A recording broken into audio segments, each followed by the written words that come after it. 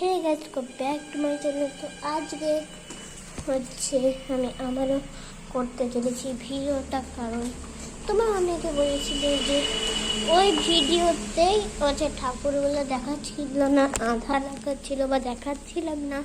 তো আজকে ওটা ভালো মনে করতে চলেছি, তো চলো দেখানো যাক।